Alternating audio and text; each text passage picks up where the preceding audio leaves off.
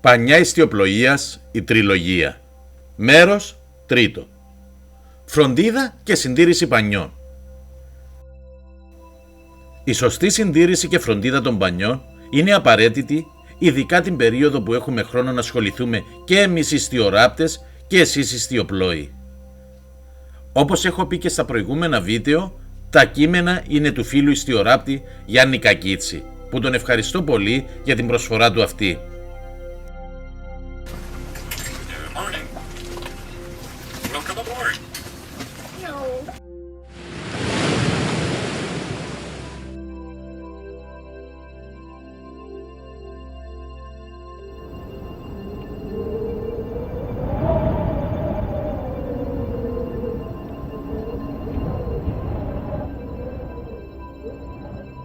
Το πλύσιμο. Δεν νομίζω ότι είναι ανάγκη να αναφέρω πως όχι μόνο τα πανιά αλλά και τα σκοινιά πρέπει να πλένονται με άφθονο γλυκό νερό. Οι κρυστάλλοι από το θαλασσινό αλάτι μαζί και με τα άλλα συστατικά της θάλασσας, ιώδιο και άλλα καταστρέφουν όχι μόνο το υφασμάτινο πανί αλλά και τα laminate. Η καταστροφή μάλιστα δεν περιορίζεται εκεί αλλά προχωράει και στην οξύδωση των μεταλλικών εξαρτημάτων του πανιού. Κεφαλή της μαΐστρας, μπουντούζια και άλλα. Ακόμα ξηραίνει τα πλαστικά εξαρτήματα με συνέπεια να σπάνε. Αποφεύγεται το σαπούνι και γενικά τα απορρυπαντικά, μιας και καταστρέφουν την κόλλα του πανιού.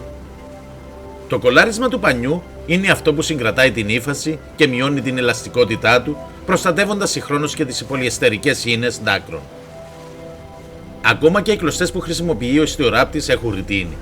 Είναι κερωμένες. Αποτέλεσμα της κακής συντήρησης του πανιού και του πλυσίματος του με σαπούνι είναι πρώτα να ξυλώνεται και κατόπιν να σχίζεται.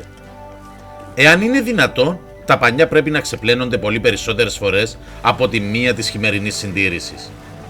Το ιδανικό είναι να ξεπλένονται κάθε φορά που επιστρέφει το σκάφος. Ακόμα και αν δεν βρέχουν από θάλασσα, ο άνεμος που περνάει πάνω από αυτή κουβαλάει αλάτι, με τις προαναφερόμενες συνέπειες.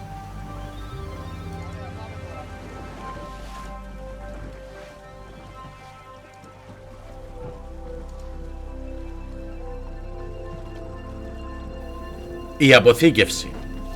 Προσοχή χρειάζεται και στην αποθήκευση των πανιών. Τα πανιά με πολύ ρητίνη ή ακόμα και τα laminate, αφού πληθούν και επιδιορθωθούν αν χρειάζεται από τον ιστιοράπτη, καλό είναι να τα τυλίγουμε ρολό και να τα τοποθετούμε μέσα στο σκάφος, στο πάτωμα ή στα κρεβάτια. Τα περισσότερα τσαλακώματα γίνονται κατά τη μεταφορά τους. Όταν τσακίζουν τα πανιά, σπάει το κολλάρισμα, με συνέπεια να τραυματίζονται και οι ίνες του υφάσματος. Εάν τα τυλίγουμε ρολό, στις μαΐστρες καλό είναι να μένουν μέσα οι μπανέλες ώστε να βαστούν τον αετό τεντωμένο. Εάν τα πανιά είναι μαλακά, soft finish, μπορούμε να τα διπλώνουμε με το γνωστό τρόπο ακορτεόν, κάθε φορά σε διαφορετικές τσακίσεις. Μιας και όταν βιράρουμε και φουσκωθούν, οι τσακίσεις χάνονται.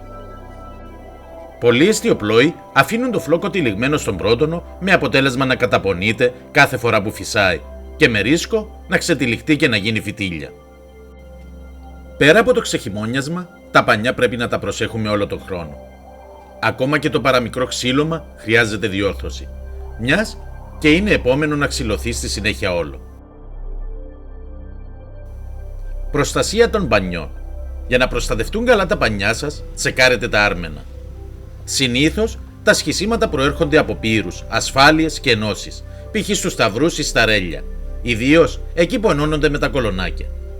Εάν π.χ. το πανί ακουμπάει συνέχεια κάπου, όπως οι τζένουες ακουμπούν στους σταυρούς ή στα κολονάκια, ή αν οι μαΐστρες ακουμπούν στα ξάρτια όταν η σταυρή είναι προς την πρίμνη, ζητήστε από τον ιστιοράπτη σας να τοποθετήσει ενισχύσεις σε αυτά τα σημεία.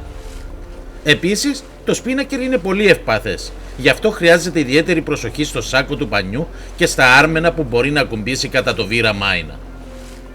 Η φλόκη στατίνγκης είναι ευπαθή στο γραντί, εκεί που ακουμπάει το σπινακόξυλο. Στο σημείο αυτό τοποθετούμε τεφλόν tape ώστε το γραντί να προστατευτεί από τη φθορά. Φροντίδα χρειάζονται και τα γραντιά των μπάνιων. Πολλοί ιστιοπλόοι έχουν την τάση να τα παρατεντώνουν, με συνέπεια το γραντί να ξεχυλώνει ή ακόμη και να κόβεται. Οι τζένουες που έχουν γραντί οδηγό που περνάει δηλαδή από head foil, πολλές φορές από το τέντομα πετάγονται μέσα από το foil. Μην χρησιμοποιείτε βινζιρέλο για το τέντομα του γραντιού. Μην ξεγελιέστε από την ένταση του ανέμου. Βάλτε σημάδια στα μαντάρια και μην τα ξεπερνάτε.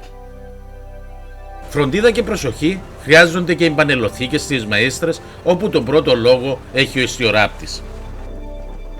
Και εσείς όμως πρέπει να προσέχετε οι μπανέλες που τοποθετείτε να είναι καλά λιμαρισμένες και αν υπάρχουν να βάλετε τα πλαστικά καπάκια στις άκρες ώστε να μην τρίβονται και να τρυπάνε το εσωτερικό κάθε μπανελοθήκης.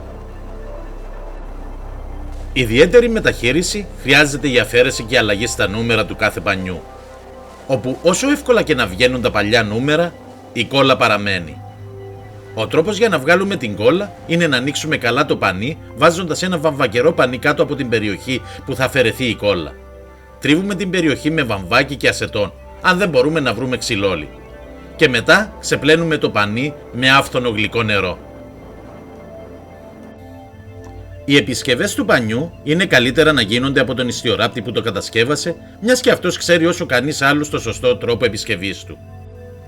Γενικά, πρέπει να υπάρχει μία άμεση συνεργασία καθ' όλη τη διάρκεια του χρόνου με το δικό σας ιστιοράπτη. Ο πανάς σας πρέπει να λάβει το πανί αφού το έχετε πλύνει και να του κάνει ένα λεπτομερή έλεγχο.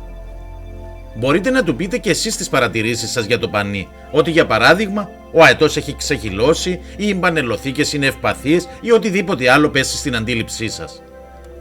Μιας και εσείς είστε στην ουσία αυτός που το αρμενίζει.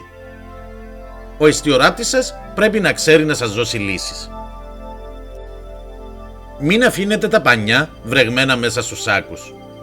Τα μπαλόνια ξεχυλώνουν και τα αντάκρον μπαίνουν και μαλακώνουν. Στα μπαλόνια, μετά από μερικά χρόνια τα tapes θέλουν άλλαγμα, μιας και σουρώνουν είτε επειδή είναι πολυέστερ είτε επειδή ξεχυλώνει τον μπαλόνι. Το φθινόπωρο ή το πολύ ο χειμώνας είναι ο σωστός χρόνος για να ανανεώσετε ή να καλύψετε τις ελλείψεις στην καρταρόπα σας. Τότε είναι η εποχή που ο ιστιοράπτης σας έχει περισσότερο χρόνο να ασχοληθεί με εσάς και τα πανιά σας.